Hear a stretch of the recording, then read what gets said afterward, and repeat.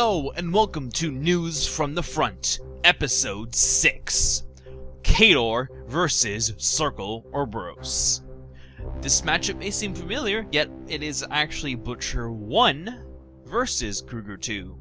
You'll be able to find the lists for both armies in the video description. And yes, you do see two jacks. You do correctly see two jacks in the table. And yes, that is indeed Ruin. So we are playing scenario number 8, Recon, the new scenario in Steamroller 2015. This scenario does not have kill box, and there is a rectangular zone right in the middle of the table with two objectives vertically aligned with it, as well as two flags on the flanks. The flags can only be dominated for one control point. Destroying an objective, your enemy objective, gives you one control point. Controlling the zone gives you one control point, and dominating the zone gives you 2 control points. The first to 5 control points wins the game, or via assassination. So, this is a list that I decided to put together mainly because I wanted to go back to Butcher 1 and learn how to use Malakov. Because Malakov has a Juggernaut right here, and I feel that one of our things with Khador is that we really need to be changing up our play style, such as using jacks, such as using more cavalry, etc. Basically, do not rely entirely on our single wound infantry. We just need to change our play style. So here I'm using the Khador Sniper Suite, as I like to call it, which you see me advanced deploying here, which is the Widowmakers, the Widowmaker Marksman, and Kell Bailoch, with Eiryss as well, who is deployed, advanced deployed towards the wall, opposite of the Sniper Suite. Then Circle player is advanced deploying his Druids, and he's got a lot of heavies here. He's got Getrix, a Warpwolf Stalker, a Gnarlhorn, a Gorax, Una the Falconer with a Rotterhorn. So let's see what happens with the game, and I have first turn, of course, and the game begins. Malakov allocates 1 to the Juggernaut, and Butcher allocates nothing to Ruin, who is able to charge for free and moves 1 inch faster when he charges. So then Ruin charges, then the Widowmakers activate, and they're advancing around, and they're going to start taking some shots at Druids. And then I check line of sight at one of the Druids. He is in range. He needs a 70 hit. He hits, snipes, and takes him out, and sights and swift hunters into the forest. So then I declare another shot at a Druid, and miss that shot because he's elevated, so his defense 16, not 14. Then another Widowmaker takes a shot. He's out of range, but he also checked line of sight. So then the Widowmaker Marksman and Kell Bailoch activate, and they run inside of the forest. Kell Bailoch getting Prowl while benefiting from concealment. Then Joe activated, he ran and gave Courage of Our Forefathers to the Winter Guard, giving them Fearless and Tough, and then the Winter Guard activate and run.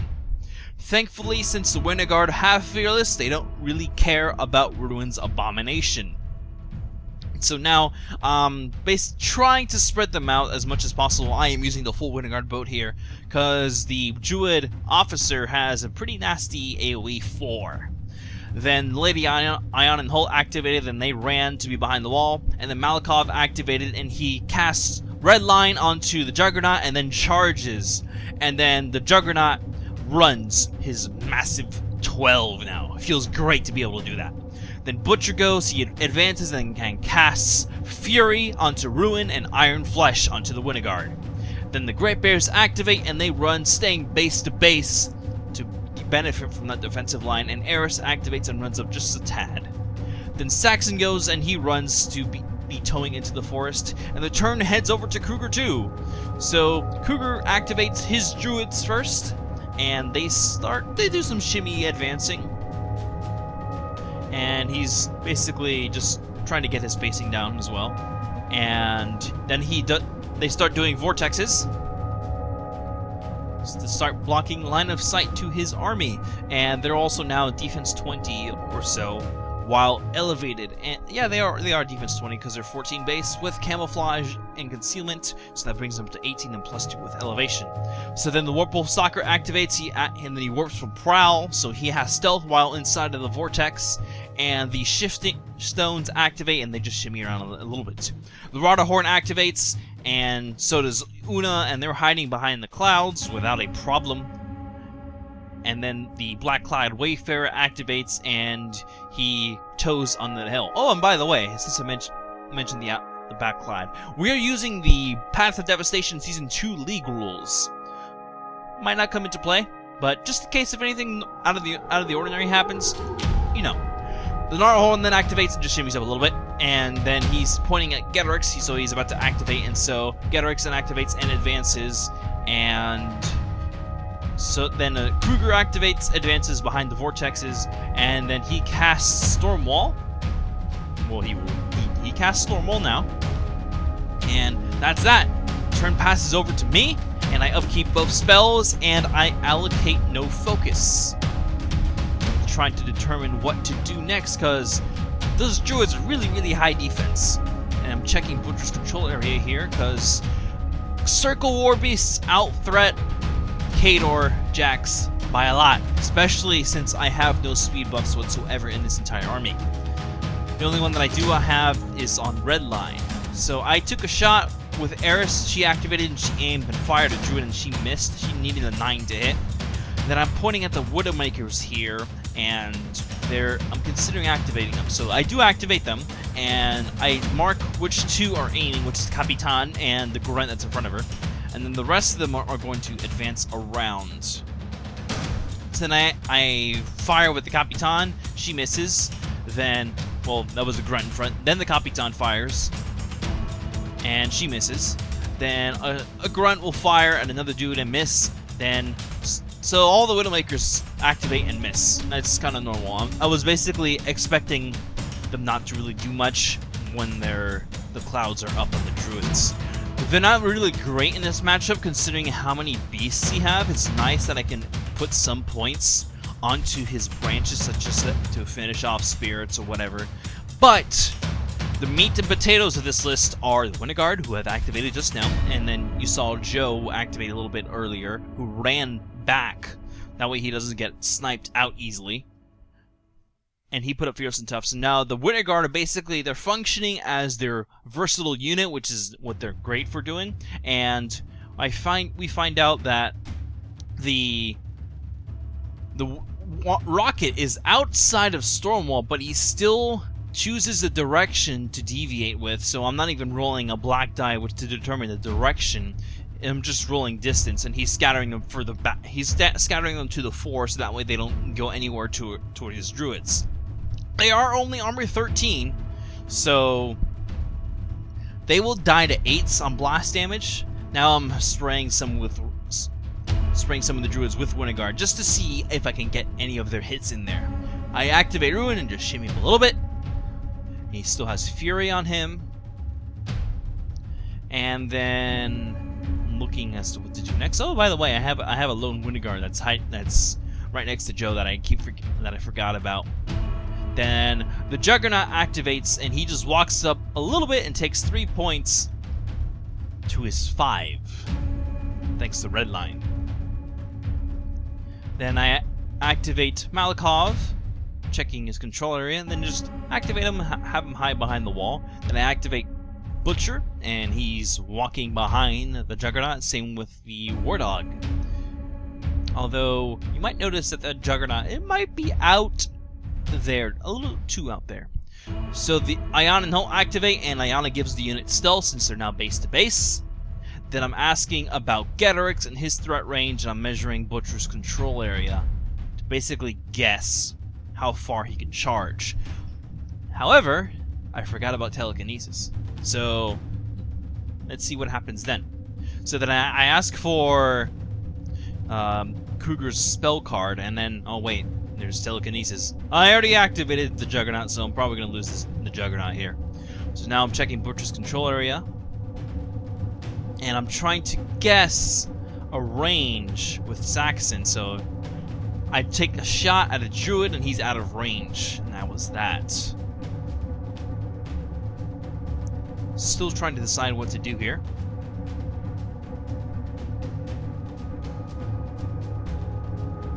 Then I activate Kell Bailoch and he runs out of the forest because I see that the Warpwolf Stalker is in charge range of the Widowmaker that's next to the flag that's closest to the camera. So I want to start moving him back. Then I activate the Widowmaker Marksman and he walks further back so that way he can't be exactly charged charged by the Stalker because he won't be able to draw a straight line toward me. Actually, he can, but I'm basically forcing him to decide what to go after. Does he go after the Widowmaker, or does he go after the Marksman? So the turn passes over to Kruger, and he's just fidgeting around with his models that have dropped over when he picked up his clouds, and now he's deciding what to do. So then the Gallows Grove activates and just ports itself over.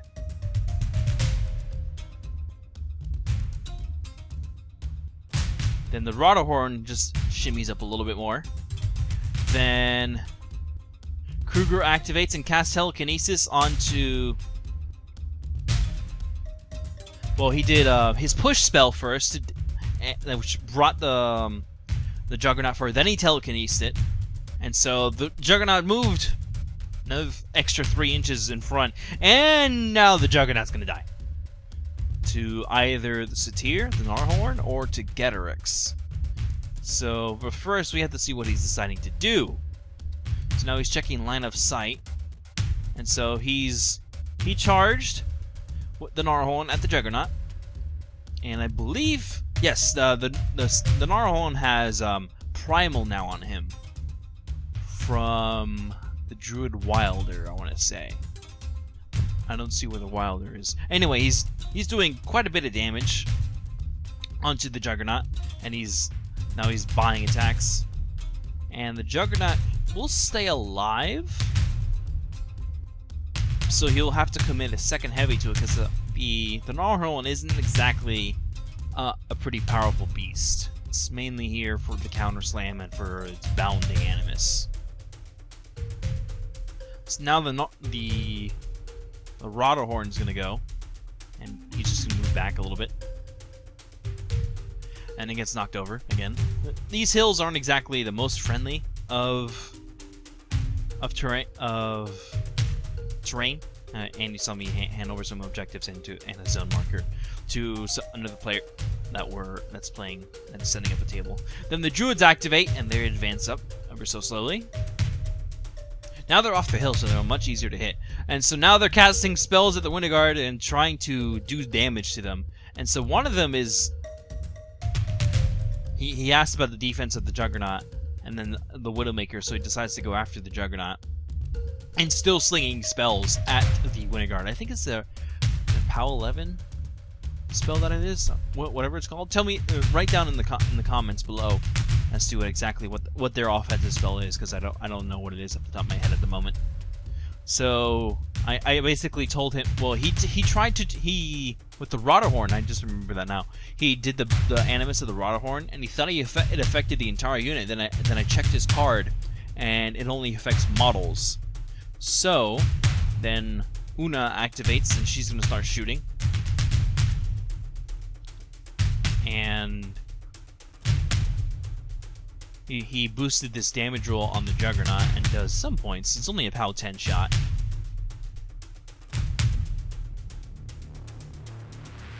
So now Una's done, but hasn't done much to the Juggernaut. Then the Gorax goes and just shimmies up, and he's going to put Primal onto the Stalker.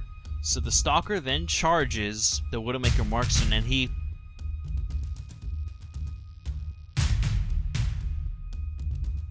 the Stalker put Lightning Strike on himself, as you can see here. So he charged the Widowmaker, then sprinted over towards the Marksman.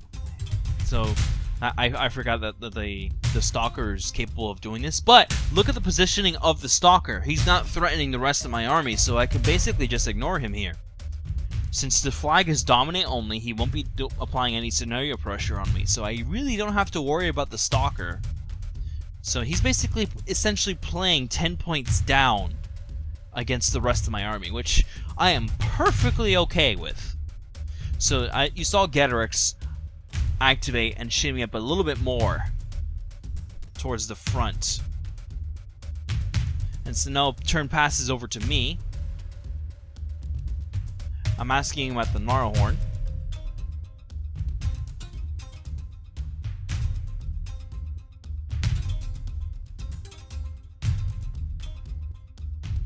Both weapons were crippled. Same with his Cortex. And then he dies to red line because he only had one box left. So then Aiyana and Holt tried to cast Kiss on, and missed because he now has cover, and then Holt fired at the Gnarlhorn.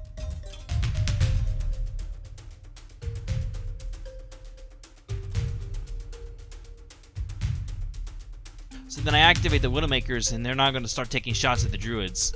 So now defense 14, and they can be hit. So one Widowmaker hits and snipes, then the Capitan going to fire. I'm declaring my target, so because I'm not really sure on range, so then I can declare the target, and she misses anyway. So then next one hits and snipes, and then he swift touches back. Then Kell Bailoch is gonna go. He aims and he fires the closest one. He snipes and then he shoots at the one on the hill, the officer that is, and he misses. He needed a 10 to hit. So then I point at the Stalker because I'm thinking about sending Saxon over there. He is a weapon master against beasts, so that will come later on. So then I pointed at the Winter Guard, deciding what to do with him next. Then I check how much fury the Stalker has, and I see that he's full. So I'm still deciding what to do exactly, because I don't want to send Ruin in, as Ruin will die together without a problem. Despite how awesome Ruin is, he's still a Khador heavy, he still dies like a Khador heavy. So I decide to send the Great Bears after the Gnarlhorn, as they will do the same amount of damage, except they're 5 points. So one of them, this is, I think, this is Eiryss that does a backswing attack, and he misses the second attack. So then, oh, Eiryss is one attacking now. So Volkov went first, and they both kill. Between the two of them, they kill the Gnarlhorn without an issue. Yeah, they are exposed to a counterattack by Eiryss, but Eiryss costs more points than the Great Bears. So this is an even trade that I'll gladly take. So then I activate the Winter Guard, and they're shimming around while being in the zone. And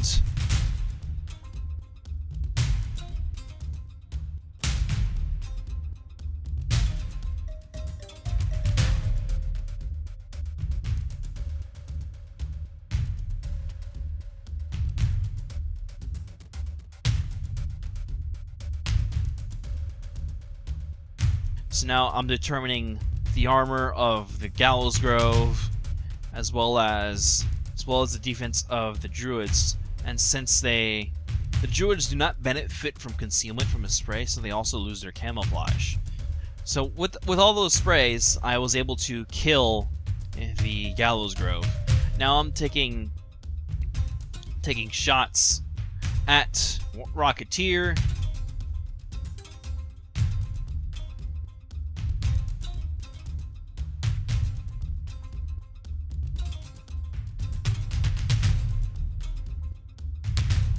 So now Winter Guard sprays and nothing hits. Not expecting it to. I'm basically just throwing the guys at him, like I said earlier. And I honestly forgot how annoying Iron Flesh Winter Guard are to deal with. Since they have been dropping off in popularity because of all of the blasts around. But hey, I'll take it when I can. So Malakov activated, he walked up, he fires a boosted hand cannon at a Druid, and he takes him out without a problem.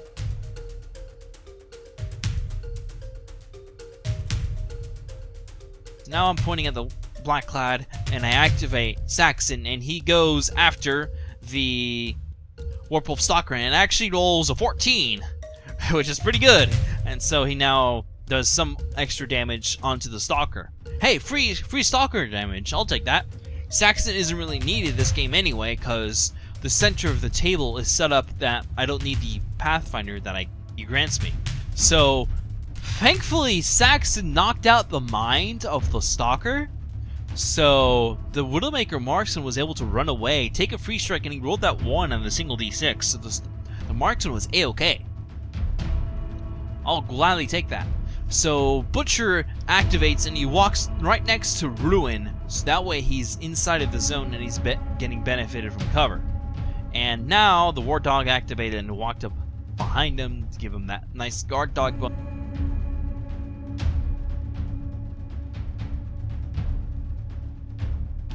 And that is Eiryss going now, and I'm checking line of sight to Una, and since she's elevated, she technically is not being blocked line of sight from the objective, and so I took a shot at her, and she took some points of damage, and she transferred that over to, and that's what I rolled the black die for, and that was to the 1. So then Kruger goes, and he checks to see if the Stalker frenzies, which he does. So he charges at Saxon, and I'm telling him how it's boosted, and Saxon just dies without a problem, and I'm also explaining to him how he's able to remove the Fury on him if he wanted to. So then the Blackclad goes and he's spraying at the Winterguard, and we're rolling to see if they hit, and almost none of these hit because defense 17 is a thing still in this game. So now Una goes and fires a boosted shot and is boosting. Checking, still rolling, he's still missing all these attacks. Then the Rotted Horn goes and he charges, and he's gonna do his Shriek, and we're adjusting his position so that way he can get the most models into the 2-inch range that this Shriek has, which is a POW 8, not blast, just a POW 8 damage roll. So it's dice off 5 on a lot of these. And I did a free strike from one of the Winterguard, and I don't really do damage to it because they're only POW 8s on their axes. So now he's, I don't know what the 2 Fury is for. I believe it's for his Animus, so he can do it twice, that's right. So now one of the Winterguard toughs, well, one dies, the other one toughs, and since this is all simultaneous, I don't pick them up just yet. Then one of the Rocketeers die, and since no Grunt was an inch within him, he was not able to be picked up. And he's gonna do it again, where you have to step away to use the bathroom really quickly here. And get back. Oh, actually, no. He was deciding what to do, so the Wilder activates, and he's considering putting Primal on Getrix.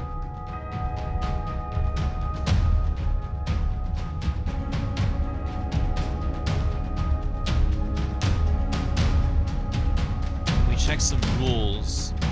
Well, that's what the pause was. So he's asking now about the Great Bears and what their defensive number is, and I also inform him that they have tough and steady.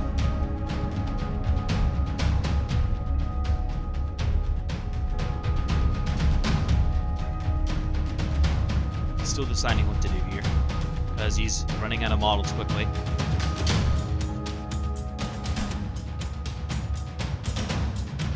So then Kruger activates, and he's deciding to take a shot, and he boosts a hit.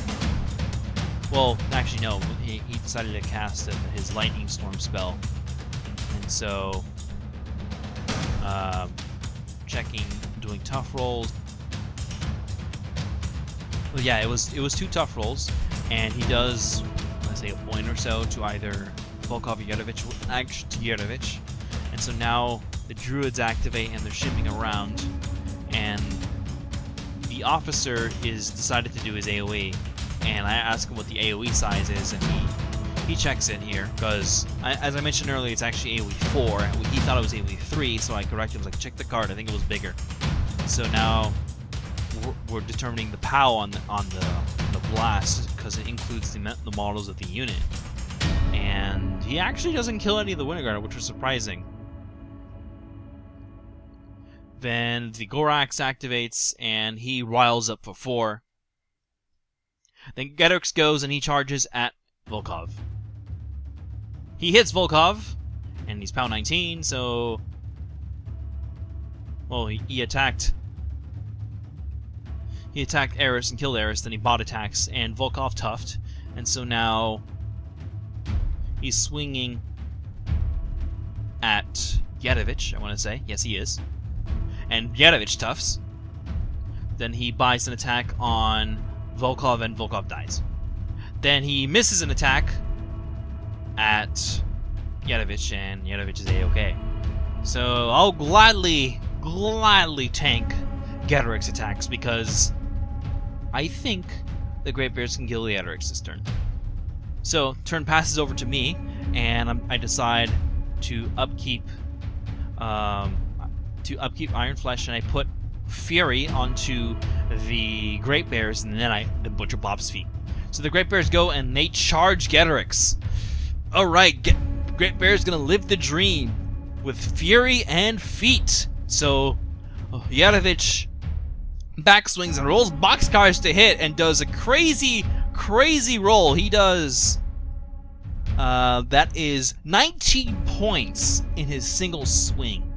Then his backswing attack hits and connects, and that kills Gedrix in 2 attacks. So Yedovich kills Gedrix by himself. Overkill? Not really. I'll gladly take that any day. So now I activate Malakov, and he advances, and he decides to take a shot at the druid, and he boosts to hit. And he hits and rolls crazy, and that's a POW 12, so that druid just dies because they're armor 13. So then I activate the Winter Guard, and... Actually, no, not the Winter Guard. I activate Kell Bailoch, I believe, or the Widowmakers, one of the two. So I miss and hit my own Winter Guard, and he just dies. Then I'm deciding what to do, and I activate the Winter Guard, and those 2 knockdown guys sacrifice their movement, I want to say. And then that guy takes a POW 8, and he dies. Then the officer and so move around, and I'm gonna start CRAing around at the objective, at the Rotterhorn, and so I start doing some damage, and since I am rolling 3 dice, because it's Butcher feet, and this shot should not have occurred, because Stormwall is up. Notice that Kruger has 4. Actually, no, Kruger did not cast Stormwall. Otherwise, he would have 1, because he did a boosted Lightning Storm. So this was actually okay. I was thinking after the game that I cheated my opponent here, but he actually did not cast Stormwall. So now I am checking line of sight. Well, not line of sight, rather. I'm checking control area to get an idea of range. And the Widowmakers, well, not the Widowmakers, the Winter Guard are still doing CRAs, and so then I have Joe go, and he takes a shot at the Rotterhorn and he misses. Then he puts up Fearless and Tough onto the Winter Guard once again. So then I have the Widowmaker Marksman go, aim, and fire the Rotterhorn and miss. So then Ruin goes, alright, I'm going to charge this thing. And he pulverizes it. So Ruin gets Assault. His first Assault ever. So then the War Dog activates, and he shimmies around, and Aiyana and Holt go, and they put up Stealth, and Holt fires at a Druid and kills him outright, rolling boxcars to hit.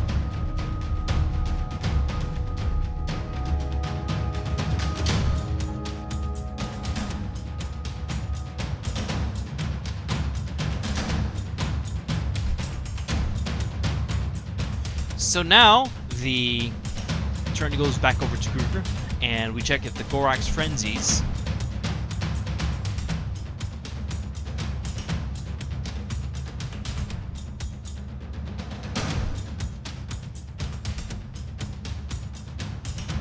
Then the Warp Wolf Stalker frenzies and charges the Blackclad in the back and kills the Blackclad.